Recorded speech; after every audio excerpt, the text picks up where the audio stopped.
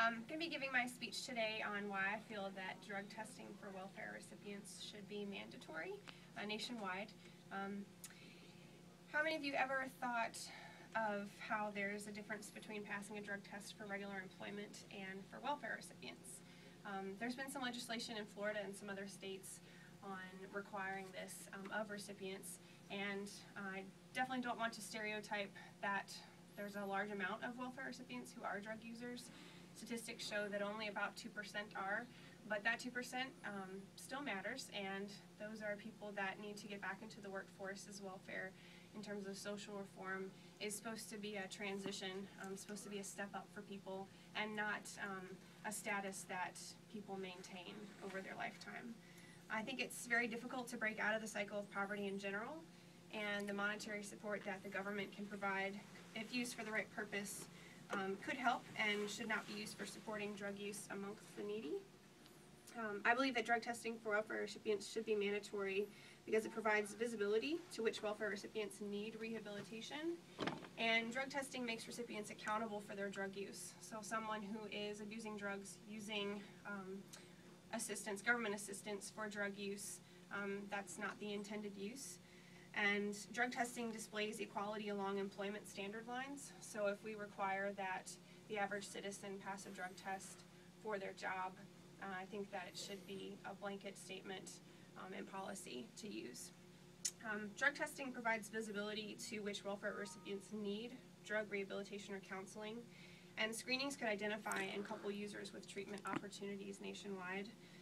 Statistics have found, and this is in a U.S. News article from 2011, that low-income and substance-using aid recipient mothers found to get more treatment versus those that were not aid recipients but were substance-abusing and low-income. Drug addiction untreated will result in the individual's loss of everything.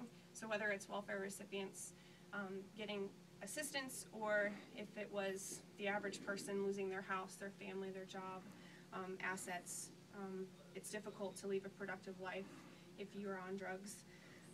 By providing the ability for treatment, we aren't setting citizens up for failure right off the bat if we can identify how we can help them. Drug testing makes recipients accountable for their drug use in that they're prohibited from receiving benefits for at least 6 months after a positive drug test result.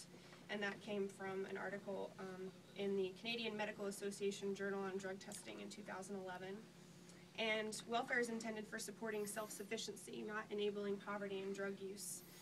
The Contemporary Drug Problems periodical in 2005 stated that. And by standing firm and being drug-free, we're able to fully focus on obtaining employment, not being distracted or worried about passing or failing a drug test. It displays equality along employment standards in that the general American taxpayer doesn't want to support anyone who has no intention of helping themselves and wants to take advantage of the system's funds. And in Florida, Governor Rick Scott made a statement to the UPI Top News in 2011, just further displaying that this is the general consensus of the American taxpayer. In terms of fairness in drug testing, those of us who are actively seeking employment, if those are the guidelines that we're required to abide by, it only makes sense logically that those who are not working should have to follow the same rules. So in terms of visibility, making recipients accountable, and displaying equality amongst the U.S. testing mandatory would be the best way for our social reform and government policy to move towards.